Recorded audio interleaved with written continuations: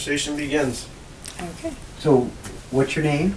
Carol Willard. You're Carol Willard, and Uh-huh. where did you move to Highland Green from? Well, I came roundabout, but from New Jersey, and I wanted to be near my daughter, who's up in Bodenham, and her family. I'm a widow. But I'm really from the New England area, the Northeast, pretty much. We've transferred around quite a bit. And when did you move to Highland Green? 2002. So you must be one of the first people that I actually was, ever I came think, here. pretty much the first.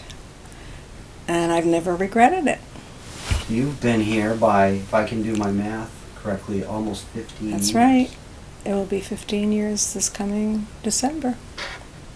So you've seen Highland Green grow from 0 homes Yes, I have. to nearly 200. I've seen peaks and valleys, and it's been all good for me. And so, what would you say is the number one constant through all of that? The number one constant is really the people. People move here. They want to make new friends. It's a wonderful place to, when you're alone. I'm a widow, and I'm alone, and I don't feel alone. But I have my own house. It's the ideal place. So that is definitely a constant. So, tell us what you did when you were in New Jersey.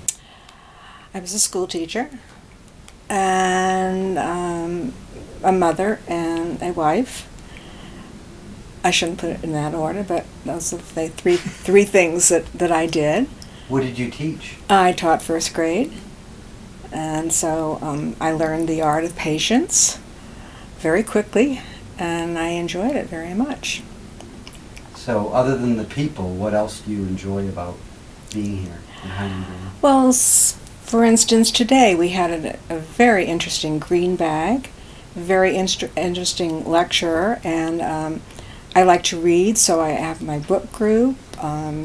There's always something going on, and there are so many different activities outside of Highland Green that are very near.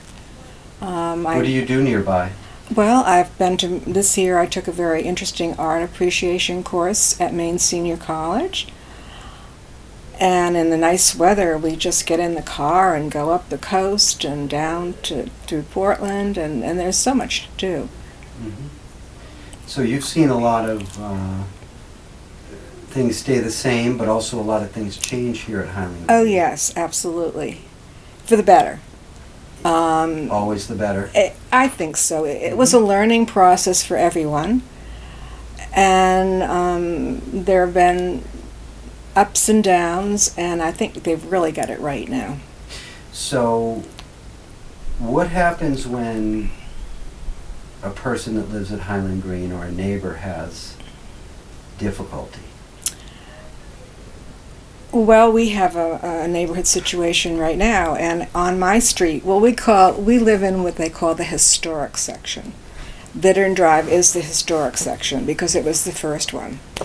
But now we have a bit of a crisis, and we're circling the wagons and doing what we need to do. And so usually we all go off and do our thing, but now we know what the priorities are on our street, and we're very happy to do whatever we can to ease a very difficult situation. So it's a very supportive community within a community. Absolutely, absolutely.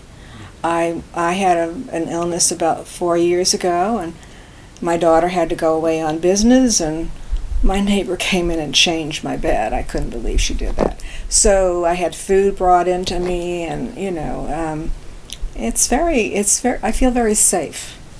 I feel a part of something, and I think everybody wants to feel a part of something. And so, sounds like you feel like whatever happens around here, there'll be somebody to pay attention to you. Of course. And primarily your neighbors. Of course, absolutely. I haven't had a bad day. I really do love it here. Obviously. And I see you walking around a lot. Yeah, slowly but surely, but that's all right. I get out, and you can hear the birds now, and I found a bird's nest today. I don't know if it's an old one, but We'll see. So spring is sprung. Spring is sprung. I think I'm good. Yeah, right. Get my laugh We you do got. this all the time. You should see my outtakes. Oh my We should God, do that was that bad. Should do that, yeah. Good call. All right, and where I'll go. So, Ruth, tell us a little bit about yourself and your background and where you came from. Yeah, I grew up in the New York area and have spent most of my life in that area, and worked for quite a number of years in New York City and publishing in a couple of other areas. And then after I had my children, we eventually moved out to East Hampton to keep an affinity with the city, but have the kids in a better environment to grow up. And it was, I spent 25 years there, and then just recently have relocated to Maine for hopefully the next 25. So, how did you find Highland Green? One of my kids went to school in Maine, and I was a little bit familiar with Maine even before that. And then more recently, my sister and I were at a knitting retreat up in northern Maine.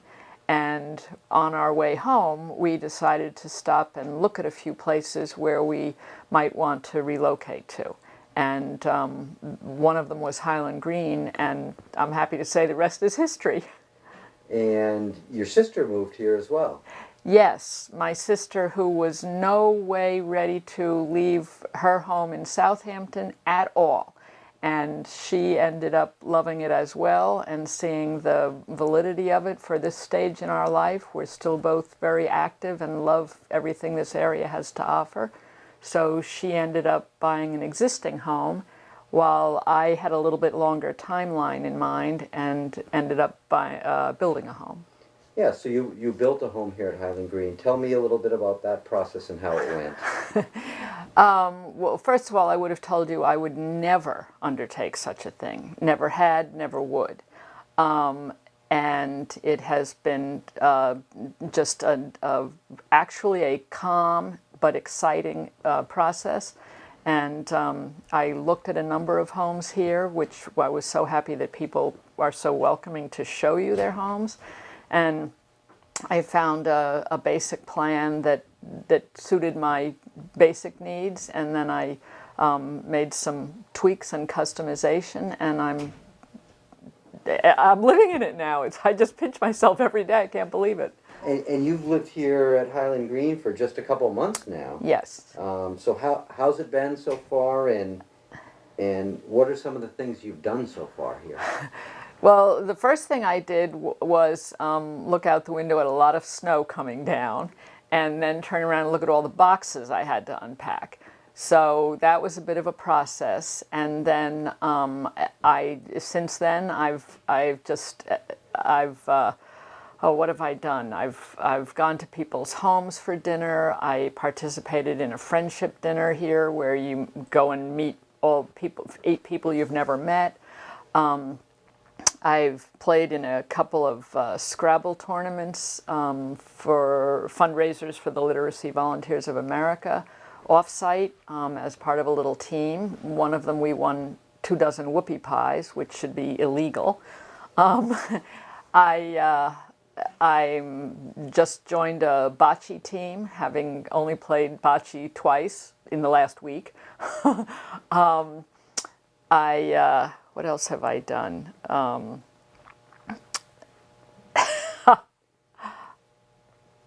Sorry, we can cut Yeah. there, and then we'll add this. So, if you could, if it were possible, to tell us what has been the best thing about being at Highland Green, the best aspect of the whole thing, what might that be? It has to be the people. It just has to be the people. It's hard to find one thing, but all the rest, as good as it is, doesn't really matter if I didn't have the feeling I had about the welcoming of the people here, the variety, the enthusiasm, the people. Cut.